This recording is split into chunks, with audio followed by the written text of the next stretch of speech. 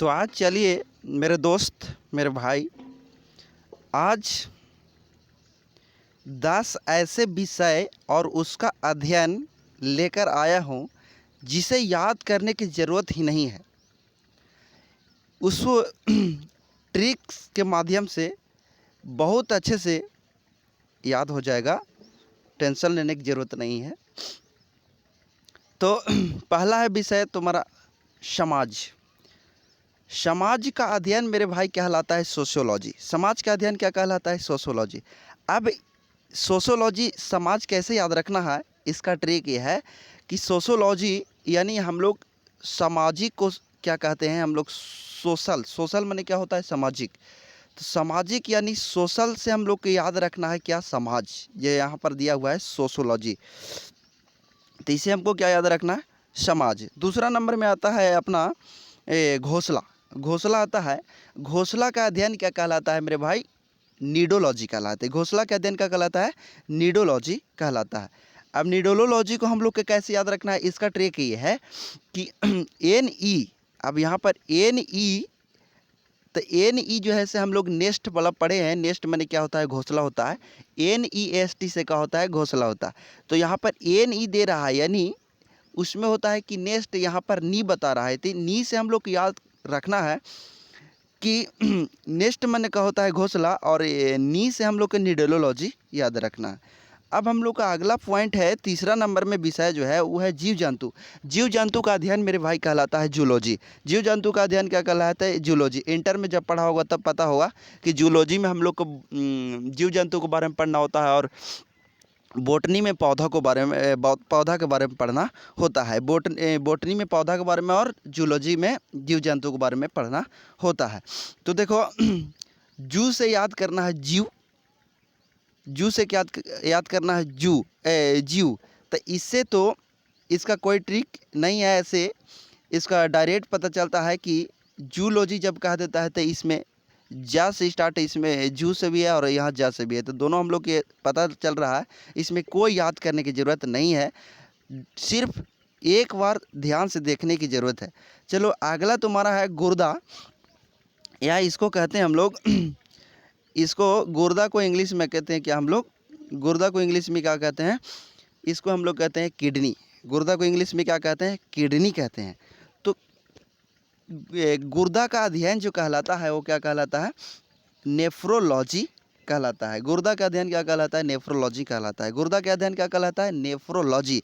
तो नेफ्रोलॉजी का हम लोग इससे याद करना है कि गुर्दा में जो है से नेफ्रॉन होता है। गुर्दा में क्या होता है मेरे भाई? नेफ्रॉन होता है। तो गुर्दा में नेफ्रॉन होता है, इसका अध्ययन क्या, गुर्दा का अध्ययन क्या कहलाता है? नेफ्रोलॉजी। तो जैसे ही गुर्दा का अध्ययन पूछेगा तो तुरंत दिमाग में सेटिंग होनी चाहिए कि गुर्दा में क्या होता है? नेफ्रॉन होता है। तो गुर्दा के अध्ययन क्या कहलाएगा? नेफ्रोलॉजी कहलाएगा। अगला ट्रिक है विषाणु।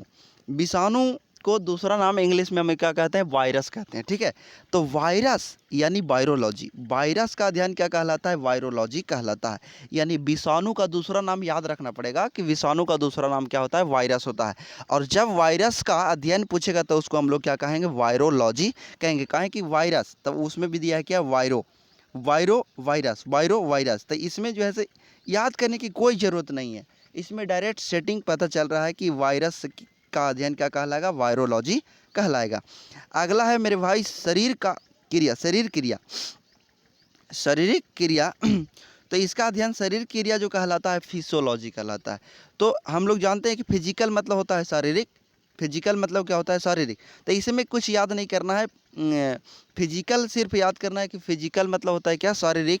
तो फिजियोलॉजी जो होगा से किसका होगा? तो शरीर की क्रिया होगा, ठीक है।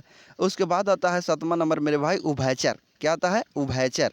यानी उभयचर उसको कहते हैं जो हर जगह होते हैं, जो स्थल पर भी चरते हैं और जो पानी में भी रहते हैं। दोनों जो स्थल और पानी दोनों जगह रहता है उसको क्या कहते हैं? उभयचर।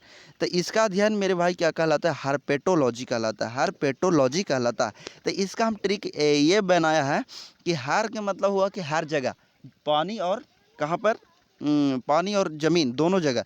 हर का मतलब इसका ट्रिक है कि हर जगह मतलब ज़मीन पर भी और पानी में भी। तो इससे उभयचर का जो अध्ययन पूछता है तो इसको हम लोग क्या कहते हैं? हर्पेटोलॉजी, क्योंकि उभयचर जैसा ही कहता है तो यानी पानी और ज़मीन दोनों की बात होता है। ठीक है, तो इससे इसका ऐसे याद रखना है। अगला है पौधा।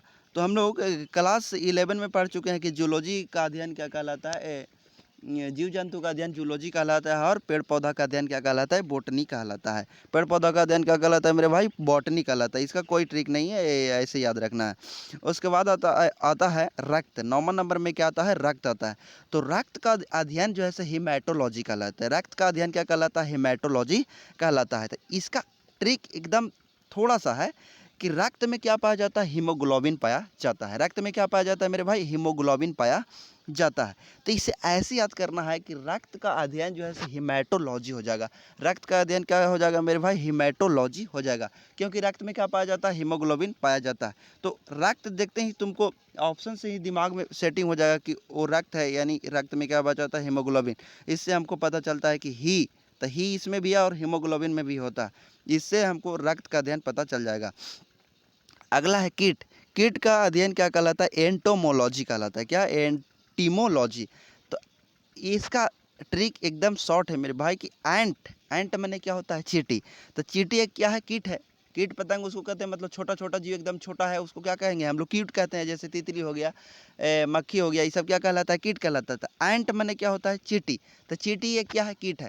तो एकदम इससे याद रखना है कि कीट, जैसे ही पता चला कि कीट का अध्ययन पूछे कि कीट का अध्ययन क्या कहलाता है, तो उसका अध्ययन कहलाता है एंटेमोलॉजी कहलाता है। कीट का अध्ययन क्या कहलाता है मेरे भाई, एंटेमोलॉजी कहलाता है, एंटीमोलॉजी। एंटीमो, इसका याद एकदम सरल है। तो थैंक यू मेरे भाई। कैसा लगा इसके बारे में थोड़ा सा कमेंट बॉक्स में बताना। ये जानकर हमें भी खुशी होगा कि वीडियो बनाने का फ़ायदा है या घाटा है। ठीक है, तो थैंक यू सो मच।